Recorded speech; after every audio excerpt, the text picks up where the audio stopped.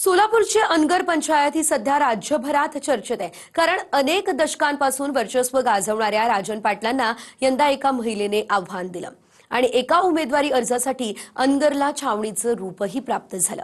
कोण आहेत उज्ज्वला थिटे, त्यासाठी पाहूयात हा रिपोर्ट।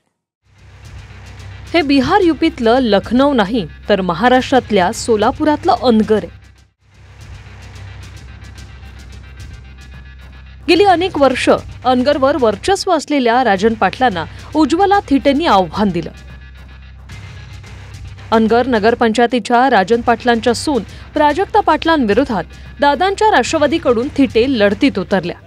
मात्र आरोपांनुसार राजन पाटील समर्थकांनी 2 ते 3 दिवस थिटेंचा पाठलाग करून त्यांना अर्जच भरू दिला नाही।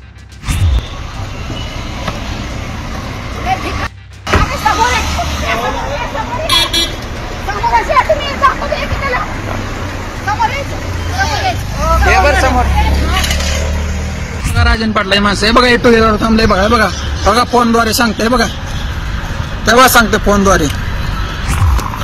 गृहमंत्री साहेबाला सांग, गृहमंत्री साहेबाला कुठल्या पक्षात कीड कसली कीड घेतली आहे म्हणा। असू दे, चला सगळे चला सरळ चला।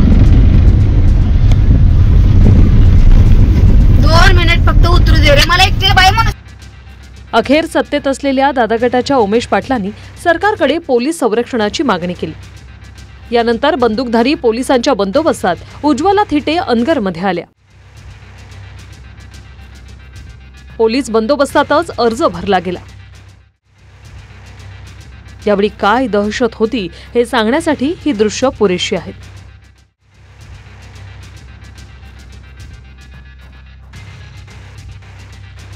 आजूबाजूला चौफेर गर्दी, पोलिसांचं बॅरिकेटिंग आणि मोठ्या फौजफाट्यामुळे अनगरला छावणीचं स्वरूप आलं होतं।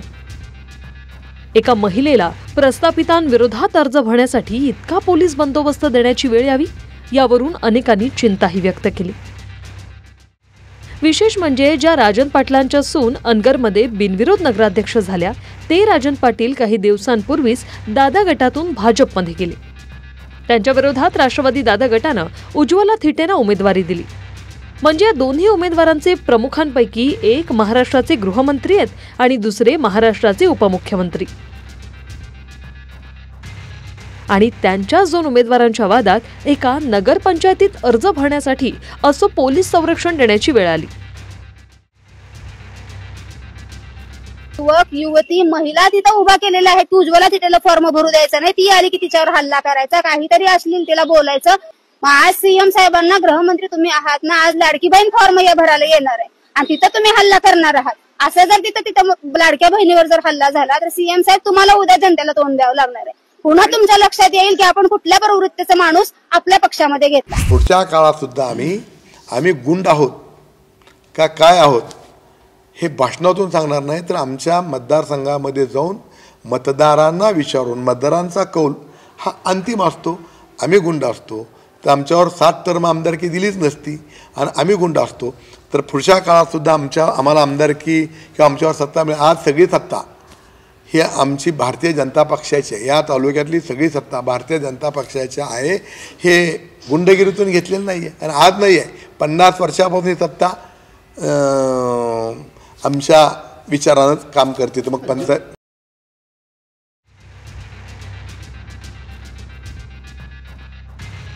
पोलीस संरक्षणात उज्ज्वला थिटेंनी अर्ज भरला खरा, मात्र सूचकाची सहीच नसल्याचं कारण देत तहसीलदारांनी तो अर्ज बाद केला। नगराध्यक्षपदासाठी भाजपकडून राजन पाटलांच्या सून प्राजक्ता पाटील, दादा गटाकडून उज्ज्वला थिटे आणि अपक्ष सरस्वती शिंदेंनी अर्ज भरला होता। यापैकी अपक्ष सरस्वती शिंदेंनी उज्ज्वला थिटेंच्या अर्जावर आक्षेप घेतल्यानं तो बाद झाला। नंतर स्वतः अपक्ष सरस्वती शिंदेंनीही माघार घेतल्यानं भाजपच्या राजन पाटलांचा विजय सोपा बनला। मात्र सूचक म्हणून मुलाची सही असताना कट कपटानं अर्ज बाद केला गेला असं म्हणत उज्ज्वला थिटे कोर्टाची लढाई लढणार आहेत। मला भीतीपोटी आज वकील कोणी आला नाही, मायलेकर दोघं आलो, अख्खं गाव पाहते, उद्या छाननीला वकील एकटा कसा येईल।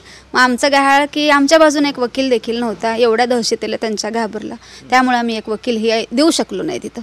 मग राज्य त्यांचंच होतं, छाननी तिथं होती, उमेदवार तर त्यांचे 17 तर पहिलाच बिनविरोध आलते. लक्षात घ्या 5 वाजेपर्यंत छाननीला एवढा वेळ लागलाच कसा. अर्ज तर 3च होते, सरस्वतीचा, प्राजक्ताचा आणि उज्ज्वलाचा. 3 अर्जाला 5-5:30 वाजलेच कसे. 5 वाजता आम्हाला कळलं गेलं अर्ज तुमच्या बाजूनं 2 अर्ज वैध झाले तुमचं आहे म्हणून, आणि 5:30ला सांगण्यात आलं अवैध झाला. तर आता परमेश्वराला माहिती.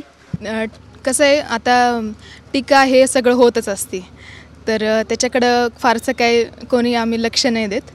तर देवाला जे मान्य होतं ते झालं. आणि आज आमच्या ग्रामदैवत अनगरसिद्ध महाराज आज त्यांचा भंडारा आहे, आणि मी खूप खूप त्यांनाही धन्यवाद, म्हणजे देवाला खूप आज थँक्यू म्हणेन की हा क्षण घडवून आणला त्यांनी. उज्ज्वला थिटे मूळ सोलापूरच्या. अनगरच्या महादेव थिटेंशी लग्न झाल्यानंतर त्या अनगरवासी झाल्या. 2020ला पतीचं कोरोनानं निधन झालं.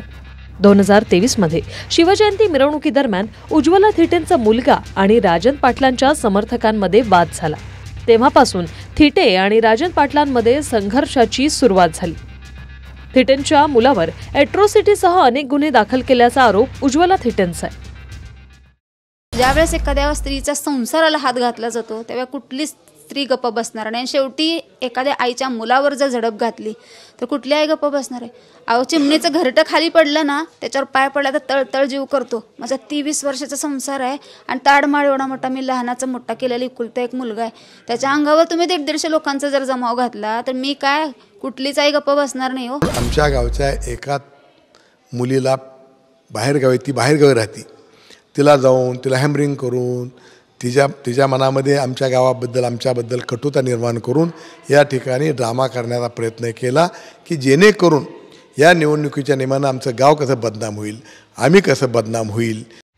दुसरीकडे राजन पाटलांचा 45 वर्षापासून अनगरवर वर्चस्व.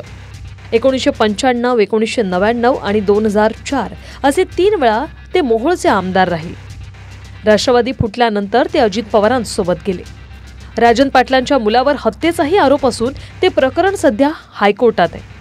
दरम्यान गेल्याच महिन्यात राजन पाटलांनी भाजपात प्रवेश केला आणि अनगर नगरपंचायतीत सर्व सदस्यांसह सुनेलाही नगराध्यक्ष म्हणून बिनविरोध निवडून आणलं. बिनविरोधाच्या जल्लोषानंतर राजन पाटलांसह मुलानं अजित पवारांना दिलेलं चॅलेंजही व्हायरल झालं.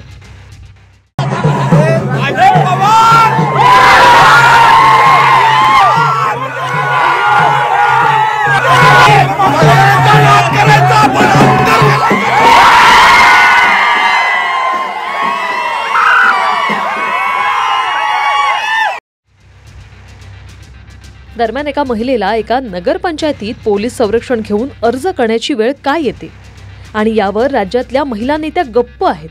उमेश पाटील सोडले तर खुद्द दादा गट मौनावस्थेत आहे. आणि काल परवापर्यंत जे सोलापूर सांगलीतले भाजपचे नेते प्रस्थापितांविरोधात गळे काढत होते तेच आता राजन पाटील भाजपात आल्यानंतर त्यांच्या मिरवणुकांमध्ये घोषणा देत आहेत. सागर सुरवसे, TV9 मराठी, अनगर, सोलापूर.